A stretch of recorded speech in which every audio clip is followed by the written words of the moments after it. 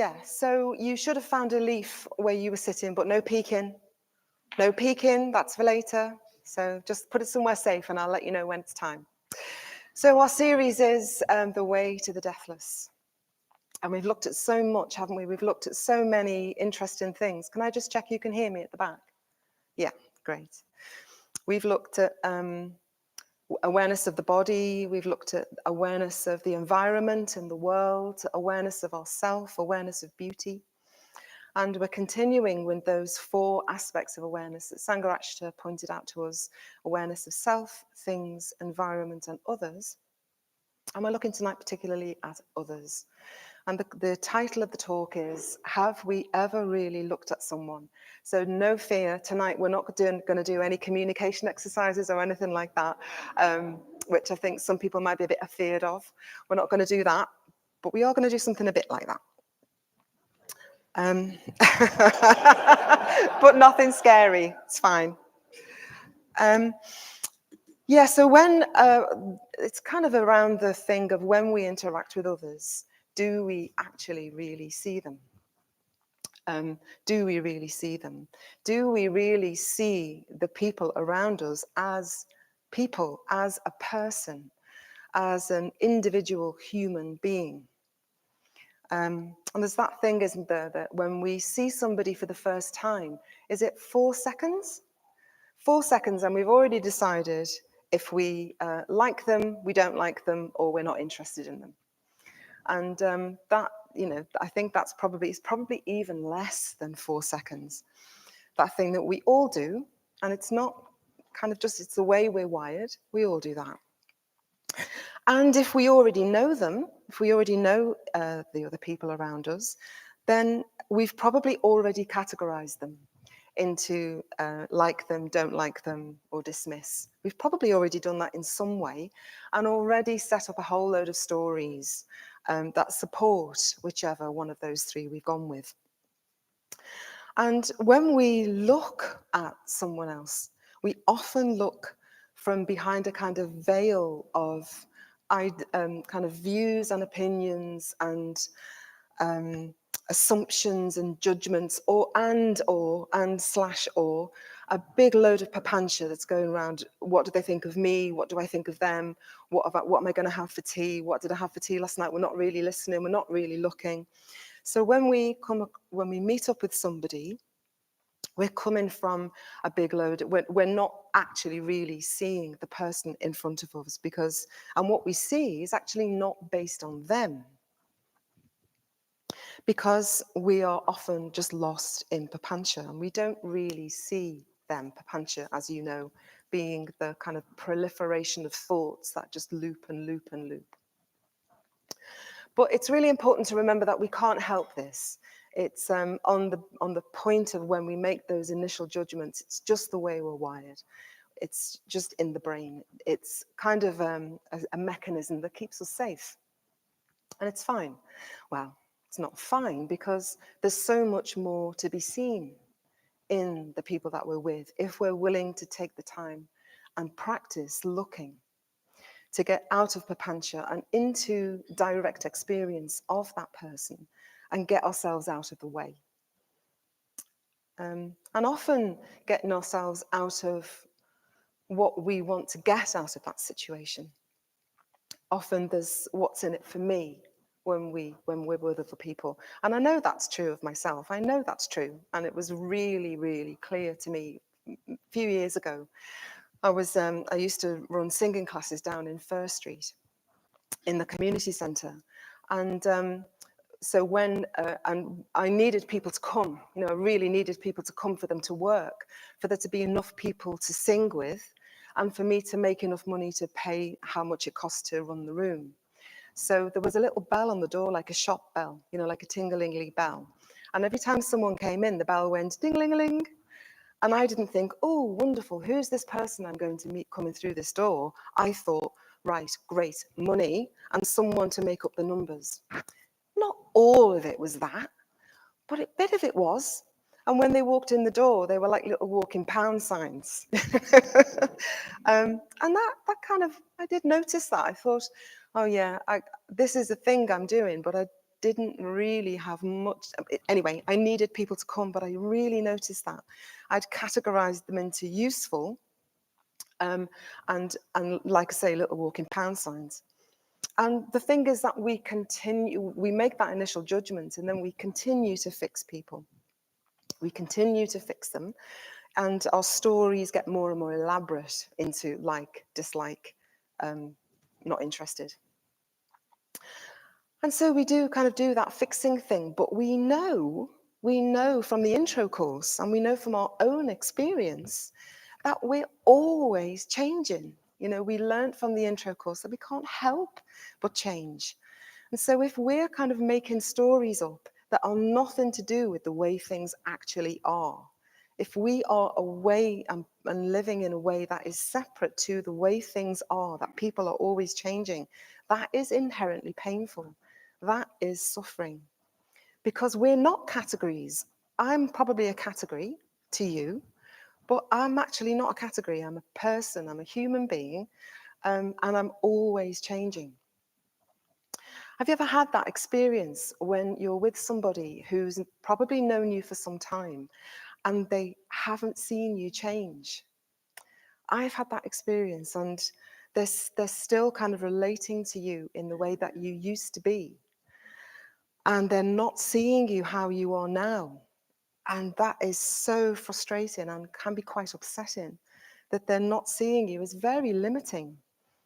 And it's limiting that they won't let you change. They don't want you to change. Because if you do change, then you change the dynamic between you both. And that is really frustrating. Or have you ever been with somebody who really sees your potential?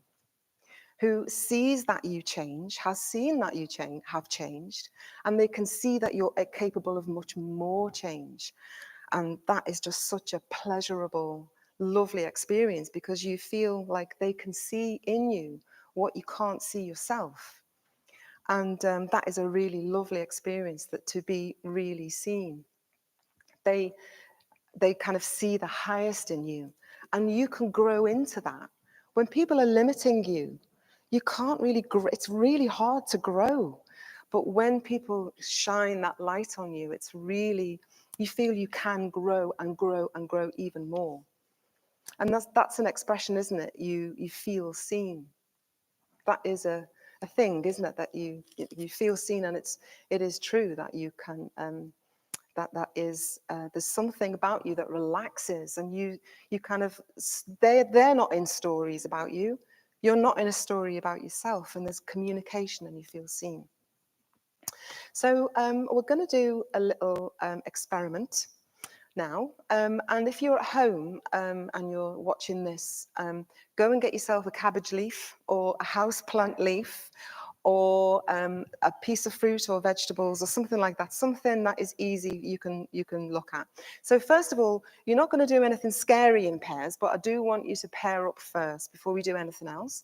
So the person, not in threes, please. It does need to be twos, because you might need to move. So can you find a partner and decide who's number one and who's number two?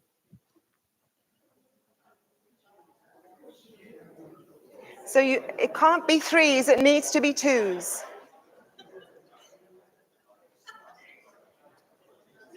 Okay, don't look yet, Dharma Jivana. Put your leaf down. Put your leaf down. Right, so who's number one in your group? Who's person two? Fab. Okay, right, now you have got, we're going to have 5 minutes silence. 5 minutes absolute silence while you use your senses to come into relationship with your leaf. So you're just going to look at your leaf.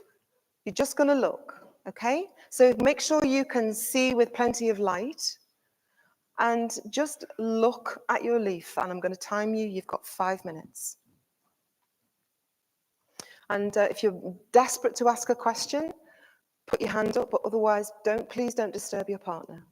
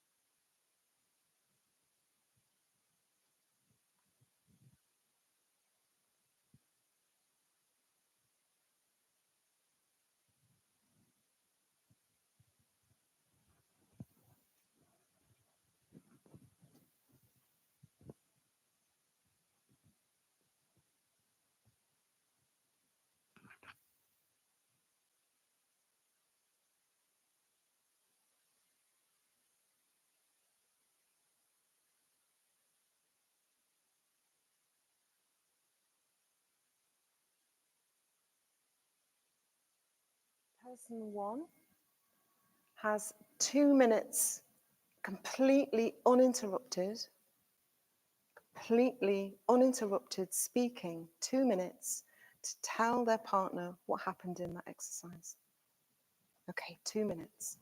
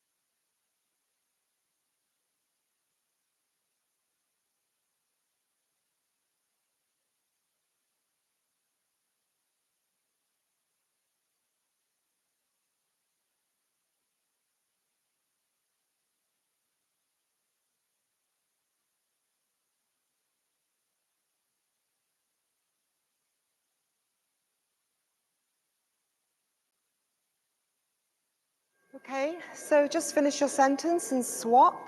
So the other person has 2 minutes now, uninterrupted, to tell the other person.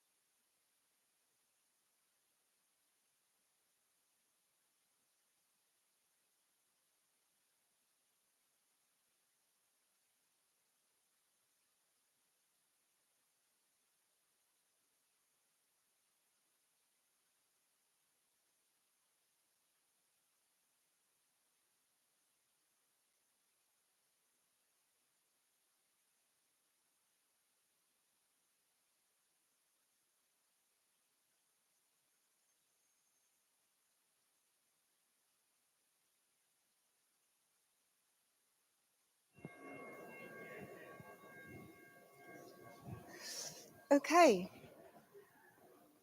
Would anyone like to share what happened in that exercise? Would anyone like to say a little bit about what happened? Just let me know if you do. Hands up. Yeah.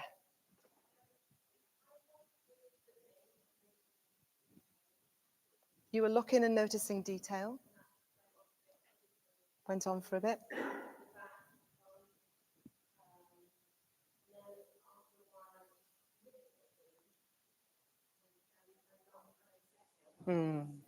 Yeah, you assessed it. Yeah, yeah.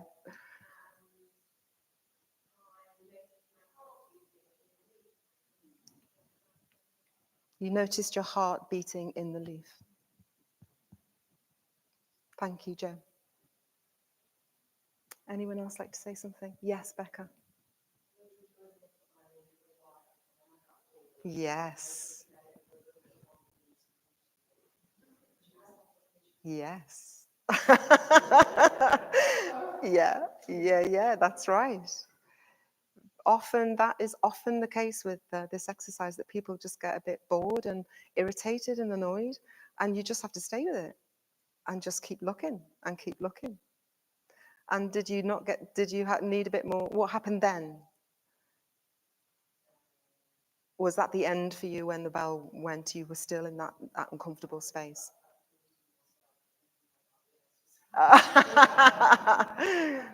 Oh, there isn't really. There are common experiences often, but there isn't really a definite kind of, yeah. Anyone else? Yes. When I was looking at it, every time I turned it over, I noticed something new about it. So as you looked, you kept seeing something new. Thank you. Anyone else? Yes.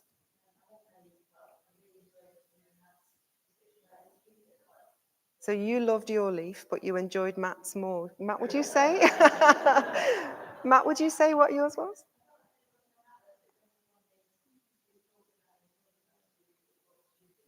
Oh, yeah, thank you. So you noticed the connection between you was kind of enhanced because of the leaf. Yeah, thank you. Another one. Yes, Dina.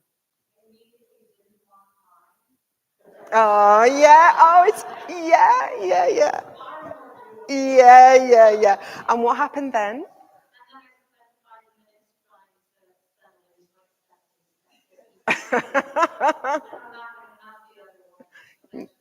Yeah. Anyone else? Yeah, Tim.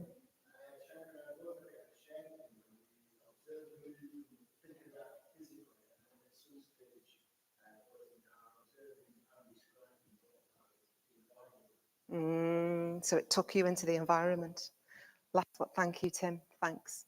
Kate, last one. Oh, yeah. So you both found your leaf really beautiful. Did anyone fall in love with their leaf? Yeah. So this is a very interesting thing when we pay attention, when we really, really pay attention, when we notice the boredom, we notice the irritation, we notice the when is this going to end? Oh my God, it's 5 minutes up. But we keep looking. Something happens in the attention that is paid where you are able to get out of your head and just be in relationship to the leaf.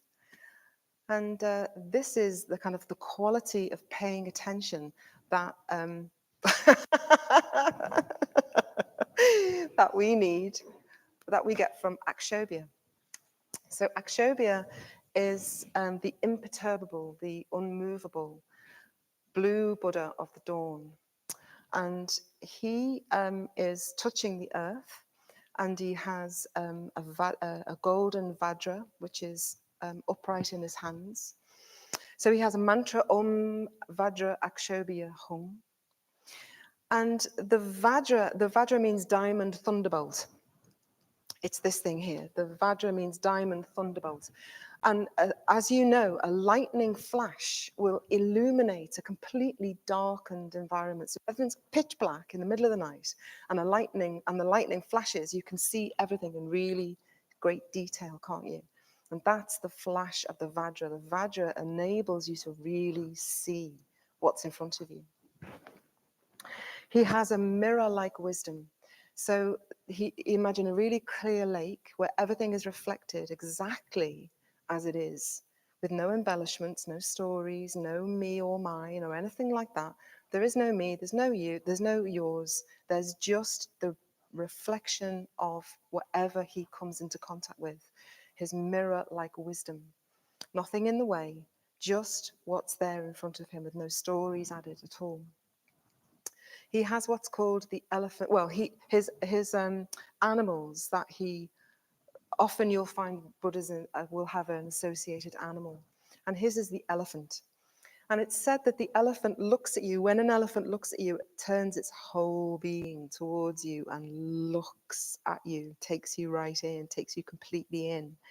And that's what's associated with Akshobhya, his elephant gaze. He really sees you, takes you in. People say that Sanghagita had this elephant's gaze, that when he looked at you, he just went, and you're like, oh. It can be a bit unnerving to be so seen, for there to be nothing in the way, for there to be none of their stories, to be seen in that way.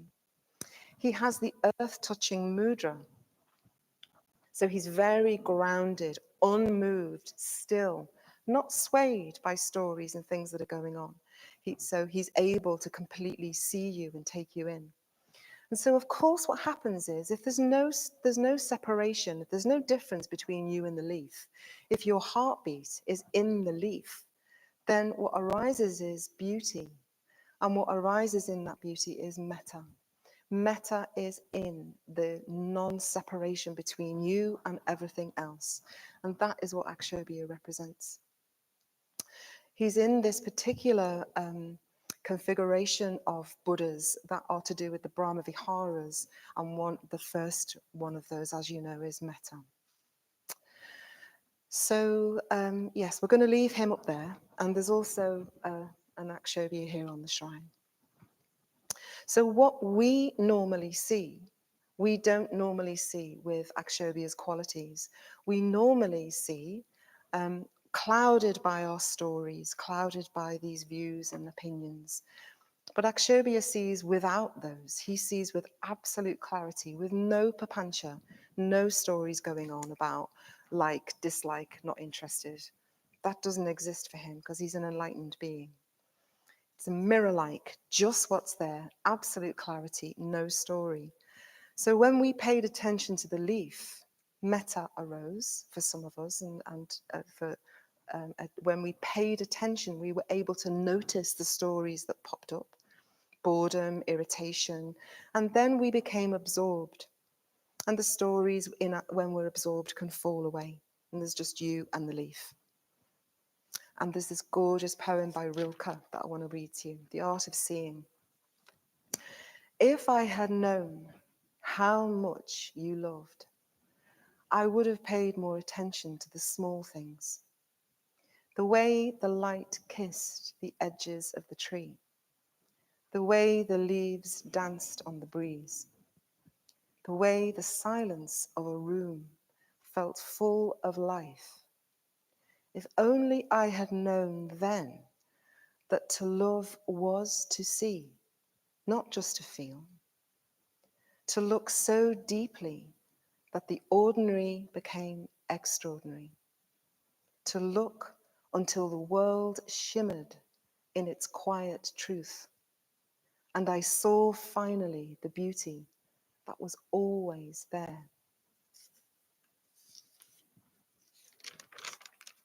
So the poem speaks to that truth that is there if we can just drop the stories that keep us separate, to look so deeply that the ordinary becomes extraordinary. So how do we do that? Well, we practice. None of us can do it without practice. It's just like, like anything else, we have to practice it. This is the looking deeper thing, the getting lost in the stories, the like, the dislike, the dismiss thing that we all do. We need to practice the metta bhavana on and off the cushion. So to learn how to see the stories as stories, like Becca's boredom story was just a story that came up on the basis of what she saw in the leaf. And all of these stories are based on Vedana. They're based on what arises when we make that judgment, pleasant, unpleasant, or not interested. That initial feeling that arises in our being whenever we're presented with something, whenever we come into contact, we start to make those judgments.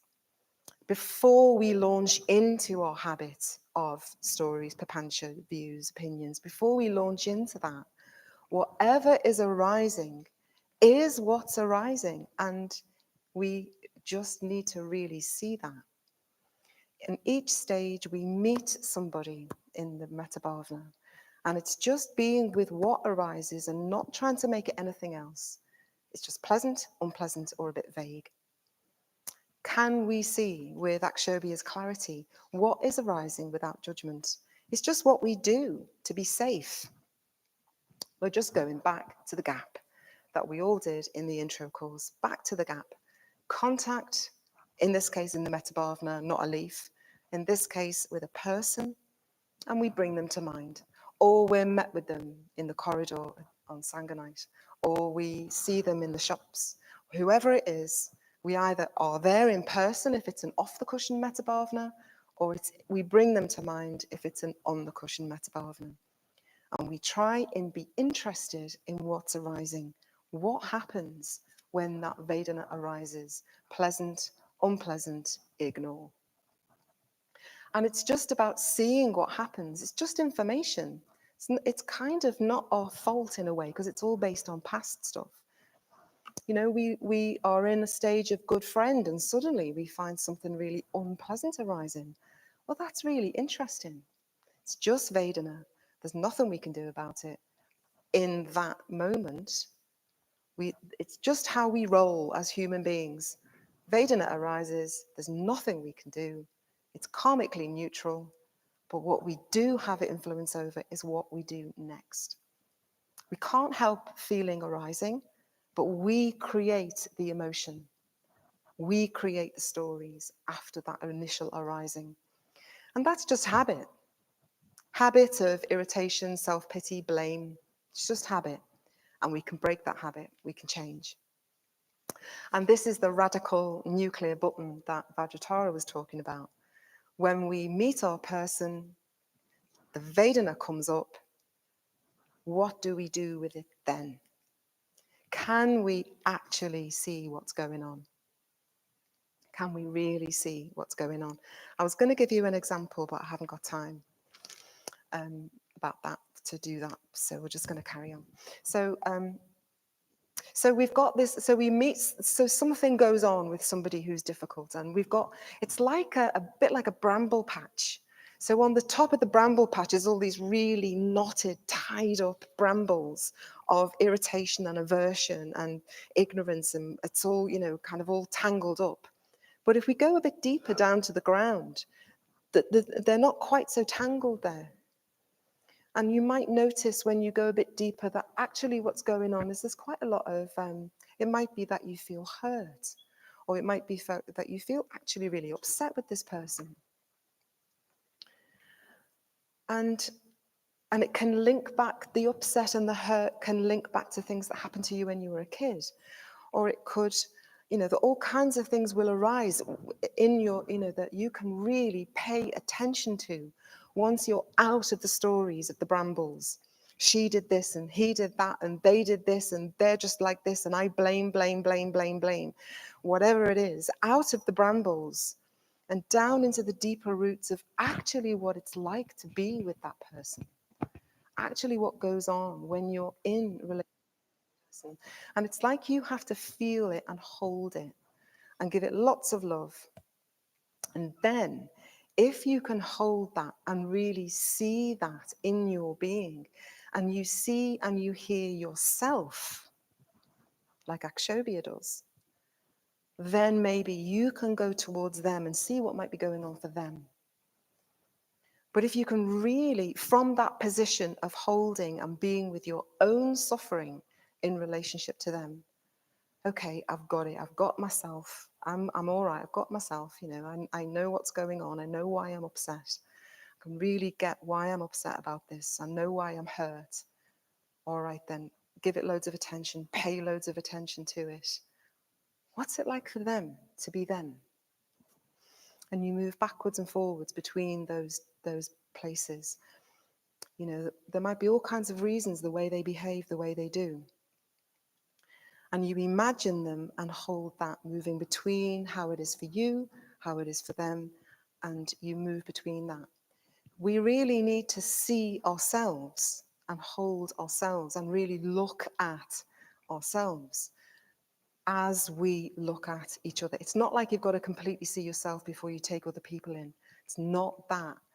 We're doing it all the time. We're making as best effort as we can to understand each other and to connect with metta, with our person we find difficult, with our neutral person, with our good friend, with all beings. We're trying really hard all the time to do that. But it's so helpful if we can come from a place of really understanding and seeing what's going on for us in that process. So in the same way that we paid attention to the leaf, we really pay attention to ourselves with as much love as we can muster. Yeah, that's it.